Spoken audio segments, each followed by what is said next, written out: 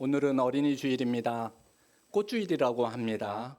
하나님께서 어린이와 같은 그러한 낮고 겸손한 그러한 심령으로 우리를 부르신 줄로 믿습니다. 여러분의 마음속에 예수님의 꽃이 활짝 피어나시는 귀한 주일이 되시기를 바랍니다. 지난 주일에는 우리 교회에 좋은 소식이 있었습니다. 김현정 자매와 정준호 형제 가정에 둘째 아들 유현이가 태어났습니다. 온이에게 동생이 생긴 것을 먼저 축하해야 하겠습니다.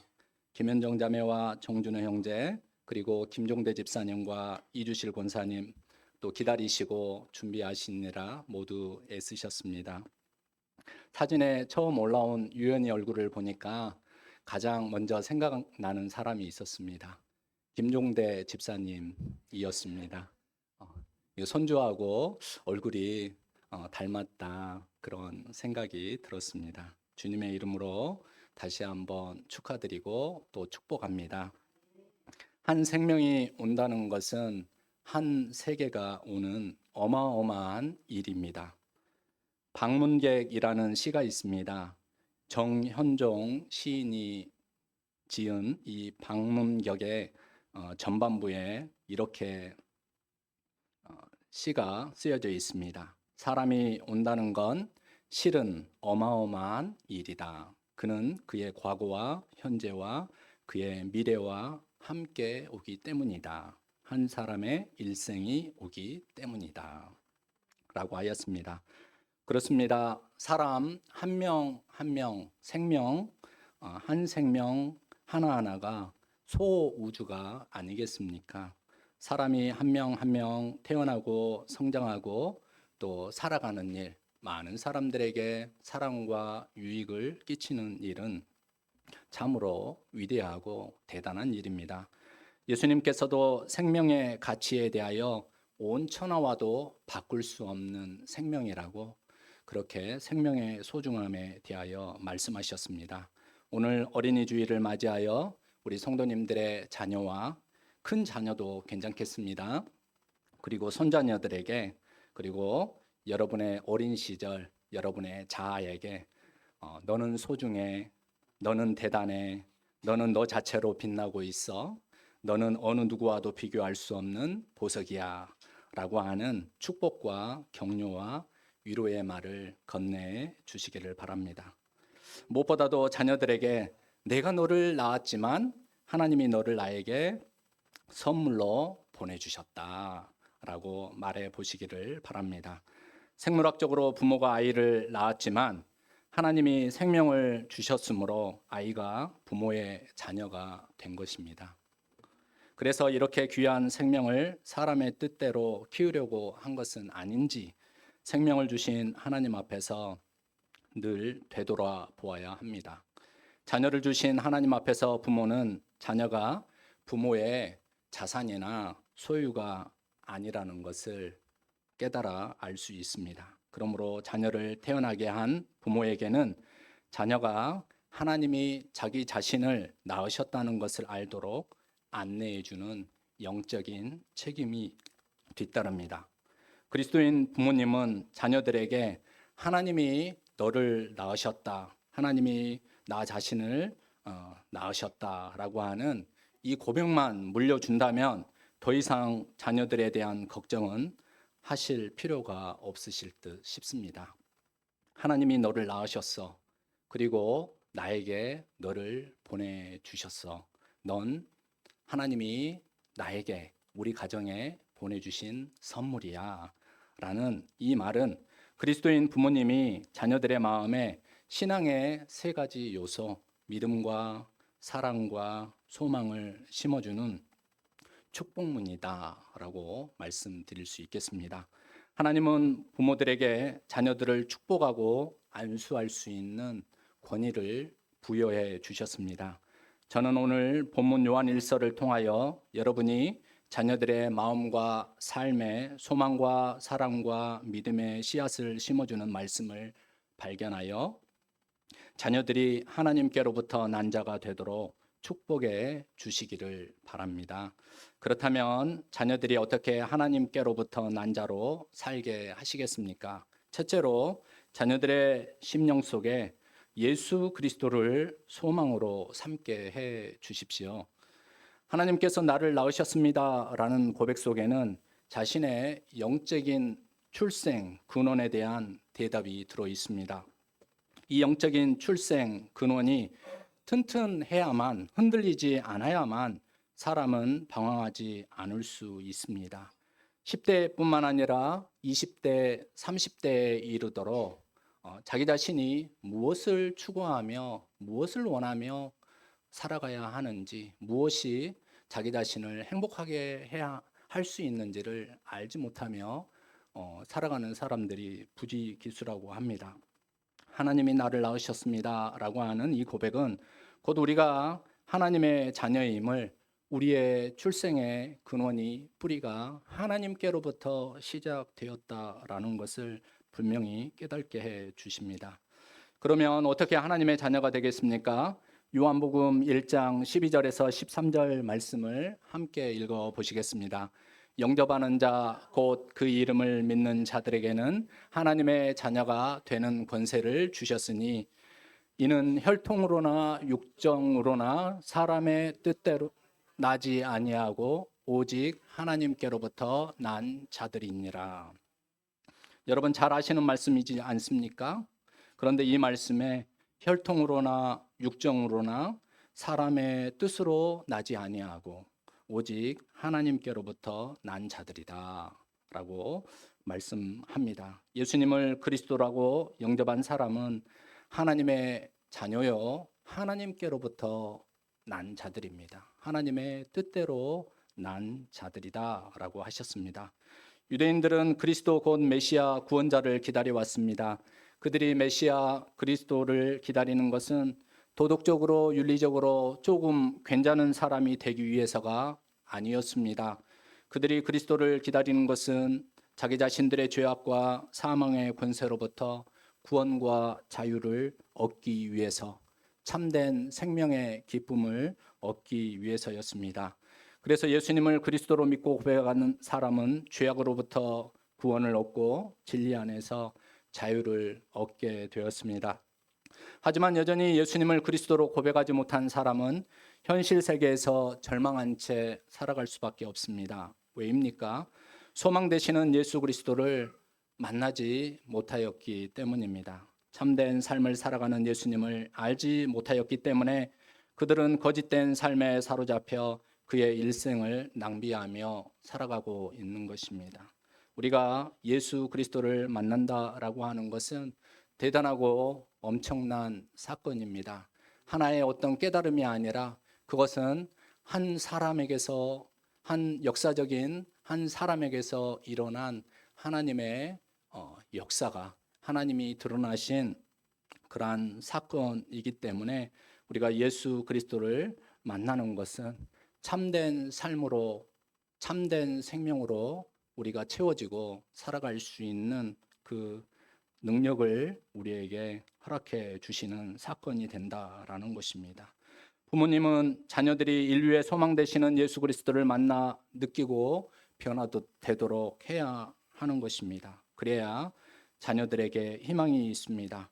내가 만난 그림을 안내하고 또 그 감동을 전해주는 그런 직업을 일컬어서 도슨트라고 합니다.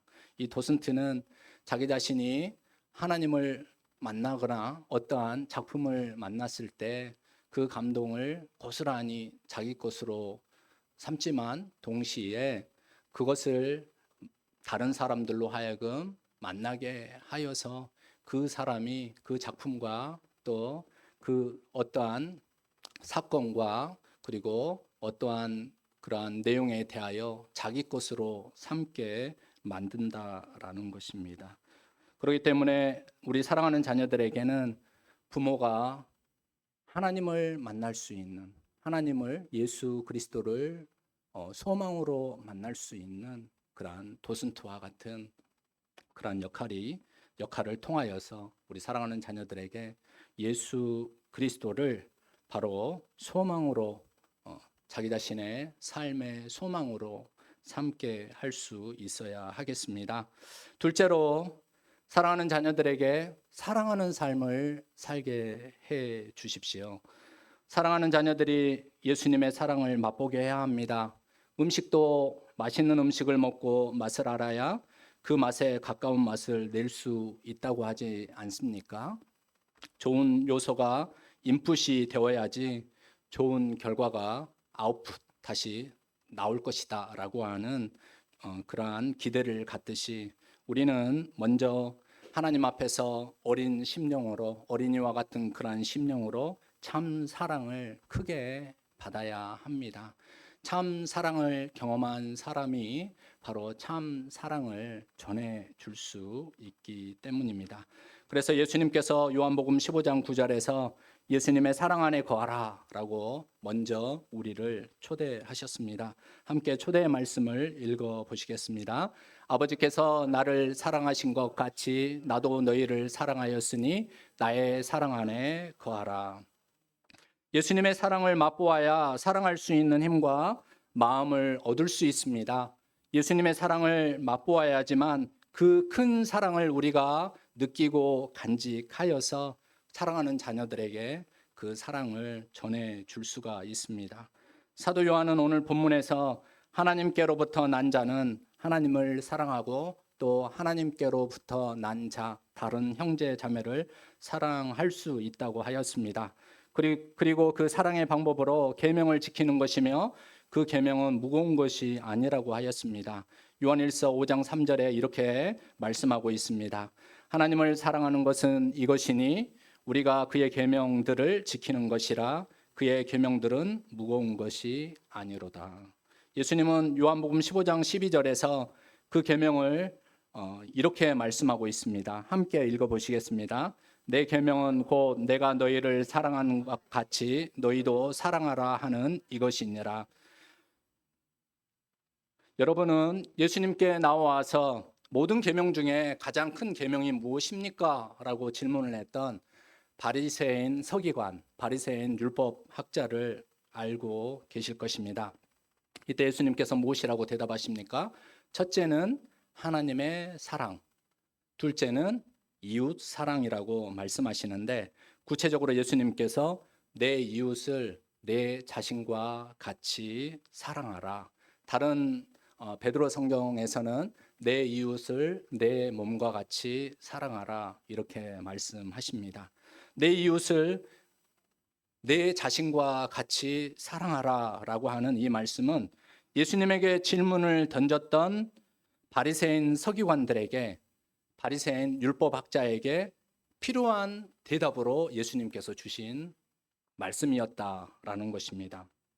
다시 말해서 율법을 연구하고 적용하던 바리새인 율법학자 서기관이 예수님에게 그는 항상 율법과 계명을 가지고 다른 사람 위에 무거운 짐을 올리는 사람으로 비춰졌다라는 이야기입니다. 그래서 그 율법학자에게 서기관에게 그런 질문을 모든 계명 중에 가장 큰 계명은 무엇입니까? 라고 질문을 했던 바로 그 율법학자에게 예수님께서 두 번째 가장 큰 계명으로 내 이웃을 내 자신과 같이 사랑하라 이렇게 대답을 해 주셨다라는 것입니다. 다시 말해서 예수님은 그 사람에게 더 이상 사람들 위에 율법을 가지고 계명을 가지고 무거운 짐을 올리지 말고 제발 있는 모습 그대로 봐주면 안 되겠니?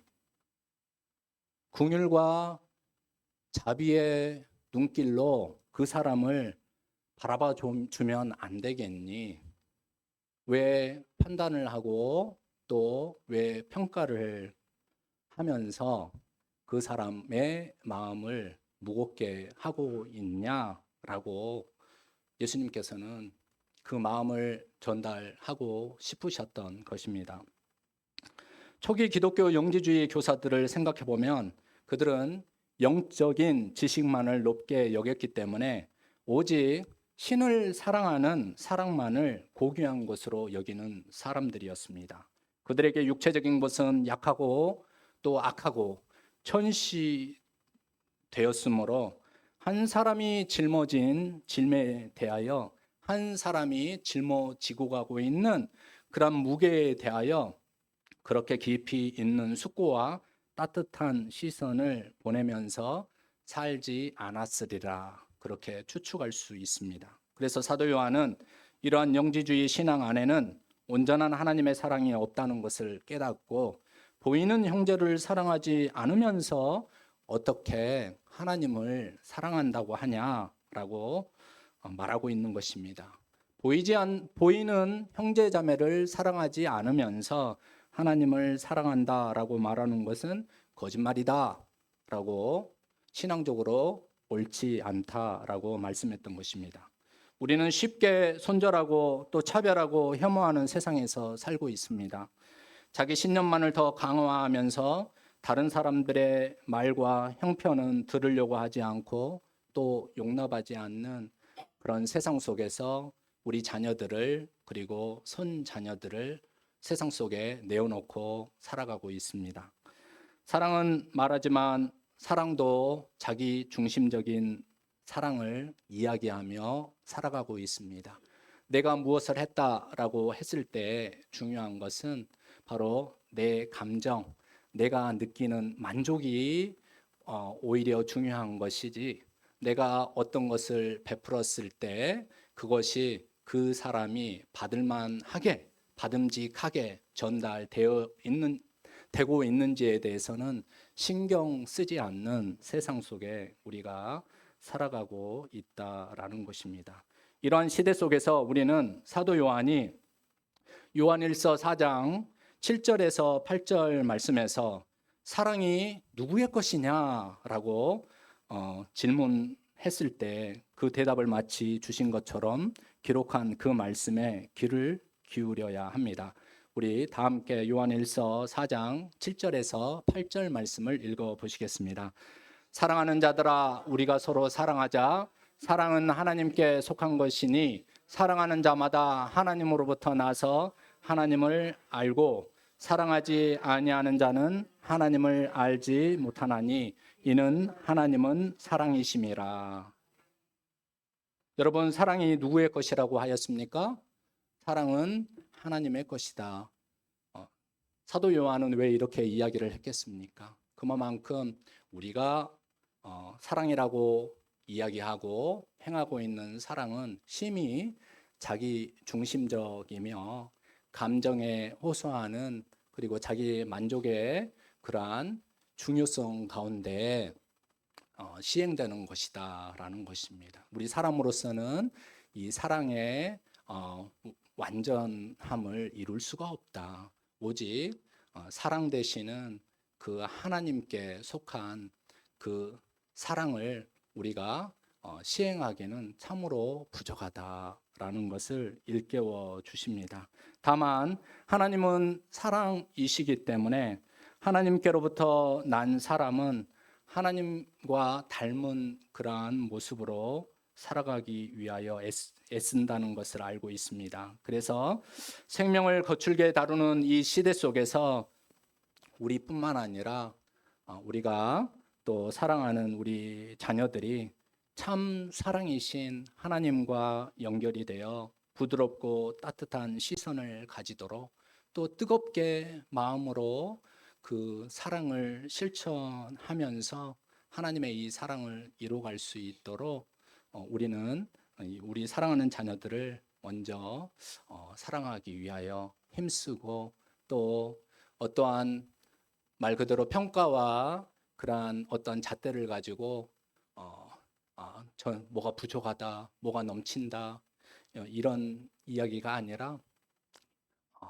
연약하면 연약한 대로, 그리고 나약한 부분이 있으면은 나약한 부분이 있는 대로, 또 무엇을 잘 못한다라고 하면은 그러면 너는 왜 그러니 이렇게 시작하는 것이 아니라 있는 모습 그대로 꾸준하게 보아줄 수 있는 그러한 따뜻한 시선이 필요하다라고 말씀드릴 수 있겠습니다. 셋째, 사랑하는 자녀들에게 세상을 이기는 믿음을 가지게 해 주십시오. 지난 수요일 성경 인물 공부에서 다니엘서에 나오는 다니엘의 세 친구 사드락과 메삭과 아벳느고 이야기를 함께 나누었습니다. 이 젊은 자녀들은 느부갓네살 왕 때 바벨론으로 끌려온 유다 사람들이었습니다. 본래 이름은 하나냐, 미사엘, 아사랴이었습니다. 그들의 이름 속에는 하나님과 관련된 그러한 단어가 들어가 있는데, 하나냐는 여호와는 은혜로우시다, 미사엘은 여호와와 같은 자 누구인가, 그리고 아사랴는 여호와께서 도우셨다라고 하는 그러한 뜻이 들어가 있습니다. 이렇게 이름을 지은 걸로 보아 이 세 자녀들은 바로 부모들의 신앙 고백 아래 키워져 있었다라는 것을 알 수가 있습니다.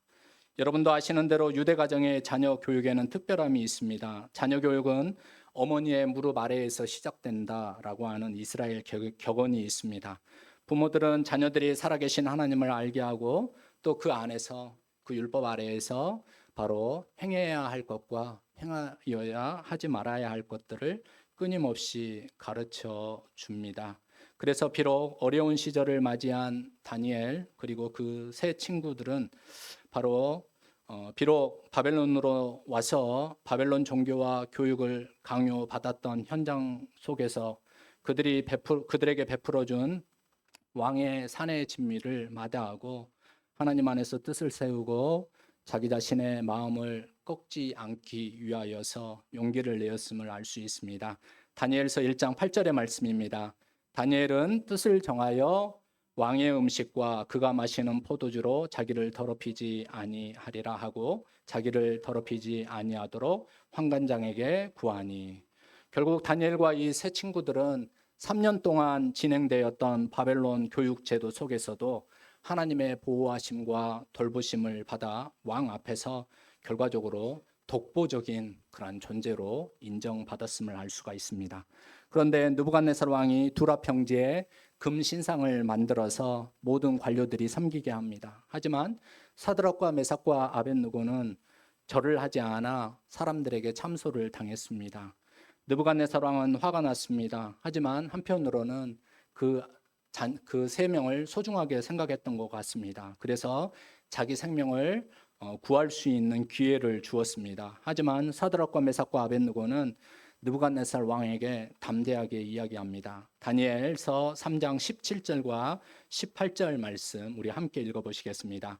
왕이여, 우리가 섬기는 하나님이 계시다면 우리를 맹렬히 타는 풀무불 가운데에서 능히 건져내시겠고 왕의 손에서도 건져내시리이다. 그렇게 하지 아니하실지라도 왕이여, 우리가 왕의 신들을 섬기지도 아니하고 왕이 세우신 금 신상에게 절하지도 아니할 줄을 아옵소서. 느부갓네살 왕은 자기 자신이 왕으로서 베풀었던 호의를 무시한 이 세 친구들에게 너무너무 화가 나서 낯빛이 바뀌었습니다.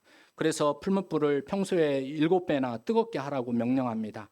하지만 이 세 친구들을 바로 이 풀무불 가운데 던졌을 때 느부갓네살 왕은 누구를 보았는지 아십니까? 거기에서 이 세 친구들과 더불어서 함께 거닐었던 신적인 아들로 불리우는 또 다른 사람을 거기에서 보았습니다. 그래서 이 세 친구들을 다시 끄집어내고 구원하여서 하나님의 이름을 찬송하고 또 하나님의 자녀들을 더 이상 건드리지 못하게 만들었다라는 것입니다. 하나님은 하나님으로부터 태어난 자녀들에게 세상에 굴복하지도 또 세상 논리에 휩쓸려 다니지 않게 하시도록 용기와 믿음을 부어 주십니다. 비록 힘들고 어려운 일을 당할 수는 있지만 하나님은 사랑하는 자녀들을 마침내 끝까지 지키시고 결국 존귀하게 만들어 주시는 바로 하나님 우리 아버지가 되십니다. 요한일서 그래서 5장 4절의 말씀은 바로 사랑하는 자녀들에게 그리고 자녀들을 양육해야 하는 부모된 자들에게 이렇게 말씀해 주고 계십니다. 함께 읽어보시겠습니다. 무릇 하나님께로부터 난 자마다 세상을 이기느니라. 세상을 이기는 승리는 이것이니 우리의 믿음이니라. 여러분, 그러므로 우리는 하나님의 자녀들, 우리에게 맡겨주신 하나님의 자녀들에게 아름다운 신앙의 교육과 물려주어야 하는 신앙의 유산에 대하여 심사숙고하는 그러한 시간들을 우리는 가져야 합니다. 이스라엘 백성들이 약속의 땅을 받았을지라도 하나님을 떠나면 하나님도 그들에게서 등을 돌리시고야 만다는 신명기적 교훈을 기억해야 합니다. 여러분, 오늘날 사회가 우리에게 특별히 우리 자녀들에게 많은 것들을 요구하고 있지 않습니까? 그런데 눈에 보이는 그리고 또 이 세계가 많은 우리 자녀들에게 요구하는 바로 어떤 결과물들을 위해서 우리가 물론 보호하고 또 돌보고 또 길 안내를 잘 해야 하겠지만 보이지 않는 집은 어떻게 하시겠습니까? 보이는 집을 위해서 애쓰고 수고하고 또 온 일생을 다 바쳤는데 그래서 보이는 좋은 집을 만들었는데 그 집을 유지하고 그 집에 채워야 하는 많은 것들이 실은 보이지 않는 것들이 많이 있는데 이 보이지 않는 집을 세워가기 위해서 우리는 얼마나 고려하고 또 이 보이지 않는 집을 세워가도록 우리는 얼마나 길 안내를 잘하고 있습니까? 아무리 보이는 집을 잘 짓고 화려해 보여도 보이지 않는 집을 올바로 세워가지 않으면 보이는 집은 아무 소용이 없게 될 날이 오고야 만다라고 하는 것을 늘 기억해야 합니다. 성도 여러분, 하나님은 하나님의 성품에 참여하여 존귀한 하나님의 자녀가 되게 하시려고 우리들과 그리고 우리 사랑하는 자녀들을 낳으셨습니다. 예수님을 그리스도로 모신 이상 우리는 하나님 안에서 그리스도 안에서 어떻게 살아야 하는가라고 하는 질문을 항상 달고 살아야 합니다.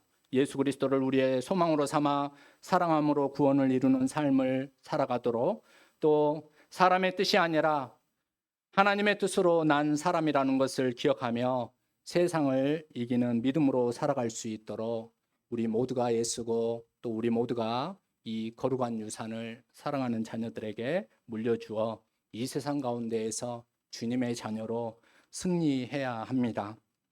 사랑하는 자손들에게 또 사랑하는 자녀들에게 오늘 그리스도 안에서 이 소망과 사랑과 이 믿음의 이 은혜가 충만하시기를 주님의 이름으로 축복합니다. 함께 기도하시겠습니다. 우리를 자녀 삼아 주신 하나님 아버지 감사합니다. 우리는 하나님으로부터 나왔습니다. 하나님을 닮아 살아가게 하시고 또한 우리에게 선물로 주신 모든 자녀들과 자녀손들에게 신앙의 아름다운 유산을 물려주게 하여 주옵소서. 세상에서 하나님의 자녀로 살아갈 때 지치지 않게 하시고 믿음과 사랑과 소망 가운데 하나님의 이름을 높이며 살아가 하나님 앞에 영광 돌리게 하여 주시옵소서. 예수님의 이름으로 기도합니다. 아멘.